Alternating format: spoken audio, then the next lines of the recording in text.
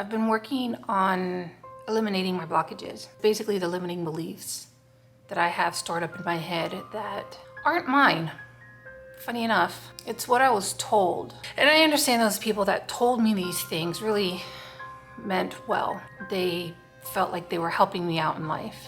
So I'm not mad at them. Well, I'm working on not being mad at them. It's hard to erase those words in your mind. I don't know if I had haters or not, because it never fazed me. I was always very confident. It wasn't until one particular boyfriend I remember. It's like he wanted me to look like, oh my God, they're doing the yard. Can you hear that? I'm gonna just keep going with it, okay? Sorry, I'm in a zone. I guess to him I wasn't skinny enough, blonde enough. And I remember I moved here a long time ago. I always grew up skinny, like just what I was. And I remember my sister wasn't, and it bothered her. And it hurt me to see her bothered. And I remember thinking, how did I think? Come on, dude, fucking talking over here. I appreciate you. God, I appreciate these people out here. It is fucking hot and they're out there. Dude, you're killing my vibe here. I just remember being sad that her feelings were being hurt. Even if people felt like they were doing the right thing or not. Or some people just flat out were being rude as shit. And it made me upset that people were so cruel, especially to something as far as looks. I guess that's when the feeling of not enough started to come in, is when people were telling me, you have to be a certain size. Your hair has to look a certain way. You know, your face has to look a certain way. You have to dress a certain way. It wasn't until that one boyfriend of mine who just really wanted me to be skinny and blonde, which I was skinny, I just wasn't blonde. Even though I do look good blonde. Sorry, I just went to the dentist. It wasn't until recently when I started wondering what my blockages were, what my limiting beliefs were. I really started to dig into them. And part of it is not feeling enough or not feeling worthy. And I just really started to try to really break down what that meant. I started to think about what it meant to be enough. Like when people say you are enough, just the way you are. I have no feelings to this. I don't feel any type of way about it other than what are you talking about? And I think that's a problem, because my brain didn't say, yeah, you're right, you are enough. My brain said, what? And that's when I started to really think like, okay, what does it mean to be enough? Like, how do you break down being enough? I understand that we look at life like, keep going, work harder, you have to do this, you have to do that, you have to have this. I get that. I was never materialistic. I drive a minivan, for God's sakes. You know what I mean? My car payments are $500. I'm pretty sure I could have picked another car that, you know, some people would have approved of, but it doesn't even matter. I don't know why I said that. But yeah, we're always told to like do more, be more. Okay, now go harder and achieve more. It wasn't until I got to Colorado where it was actually, they were telling me like, hey, what hobbies do you have? What the fuck am I trying to say? So yeah, society tells us to achieve, to hustle, to keep going, to don't stop. I was really told it's all about your size and your weight. Well, the end result to happiness is being married, and you get married, then you need to have them look at you. And in order for them to look at you, you need to have the right one to look at you. And then the right one is the one that's gonna look at your body. That's the right one that you want, because they have other things that other people praise, like the car, the job, the house, the vacations. Yeah, I mean, those are all good things to have, don't get me wrong. I'm not gonna tell you, oh, as long as there's a roof over your head and as long as the car turns on, because no, sometimes you want what you want, you know what I mean? Like, and it's perfectly fine.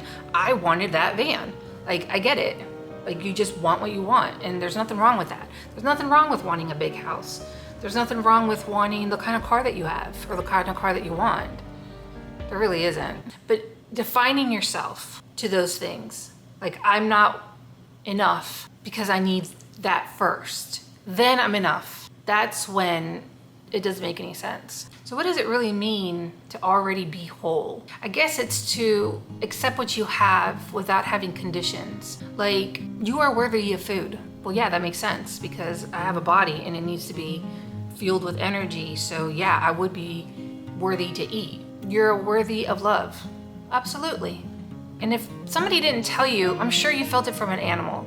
I mean, that's why they're so wonderful, is because they will love you unconditionally and you will love them. Sometimes we put conditions on them, which unfortunately is stupid, but they literally love me, you, unconditionally.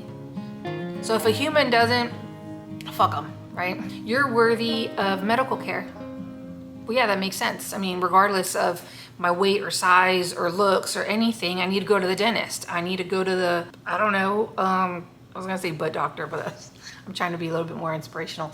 I mean, you're able to go see a doctor for medical care, for shots, for the flu shot, right?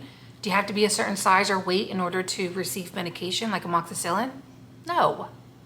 That's stupid, right? That just sounds dumb. To breathe air.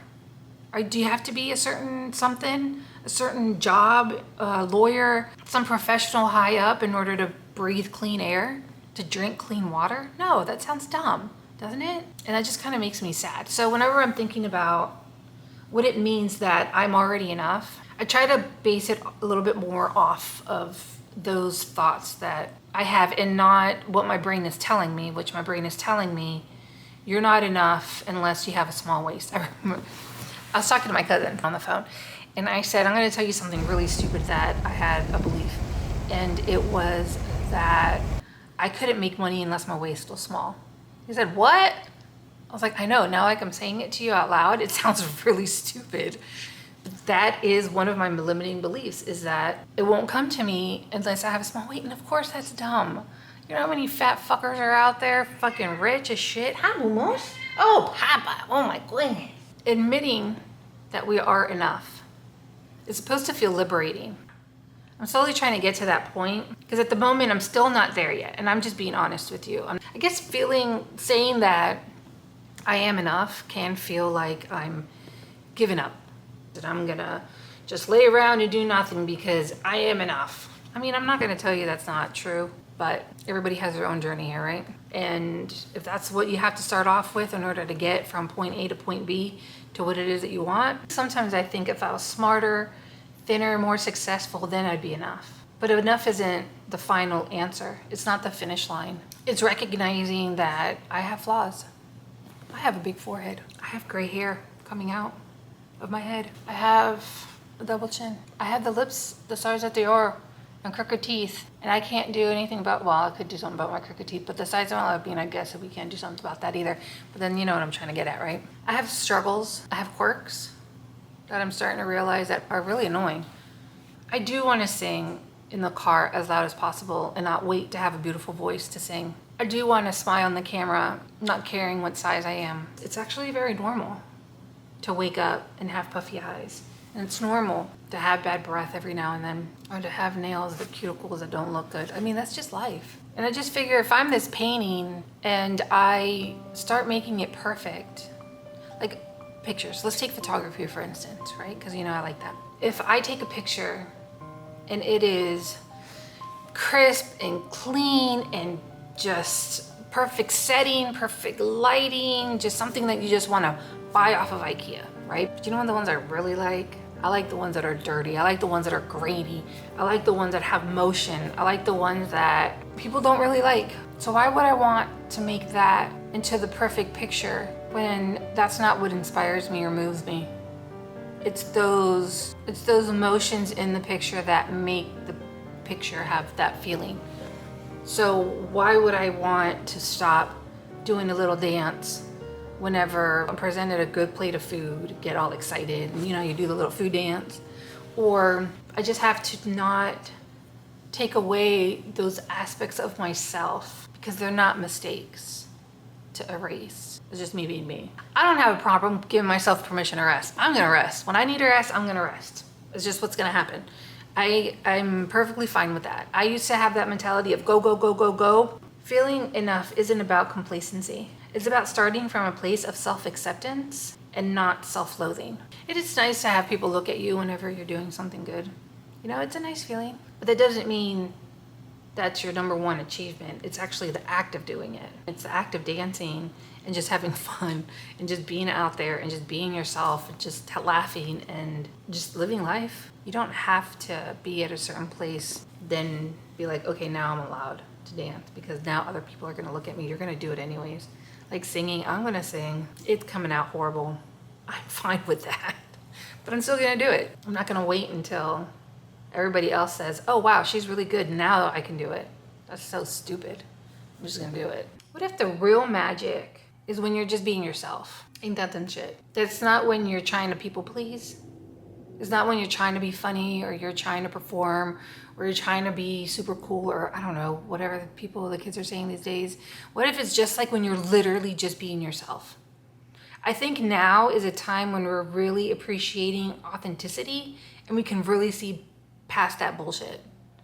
This isn't just me trying to be some self-help guru. It's a radical reclaiming of your humanity. The more you believe it, I guess you start to see the cages and then decide you don't want to get in them anymore.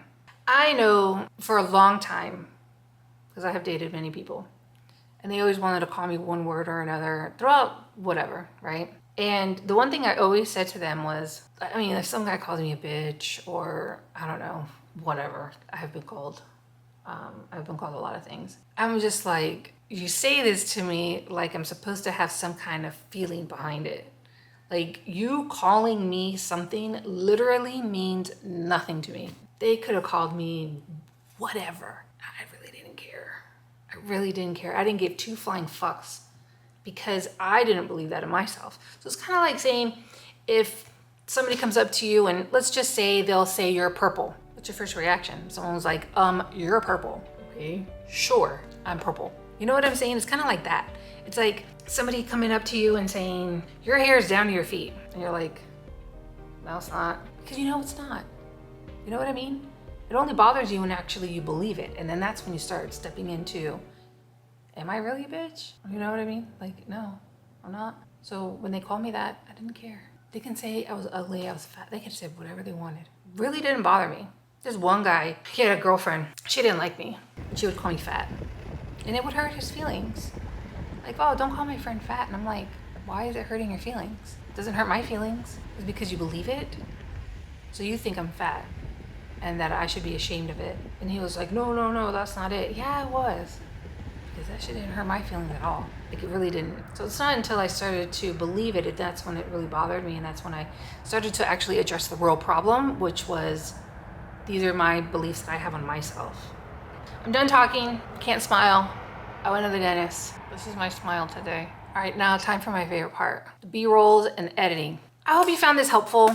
It's just something that I've been working on and I figure that, you know what, somebody out there might be working on it too. Because once we stop those limiting beliefs is really when we start opening a whole new world of accepting the right things that we always deserved, that we always told ourselves we didn't until something. And that's bullshit. It is, it's really fucking bullshit. So fucking bullshit. All right, see you guys later. Thanks for being here. You go into that mirror in the bathroom and tell yourself you're a hot piece of ass. You go tell yourself that you don't have to go out there. You don't have to be a professional to finally start doing it. You just have to start doing it. And that's it. All right, I'm out of here.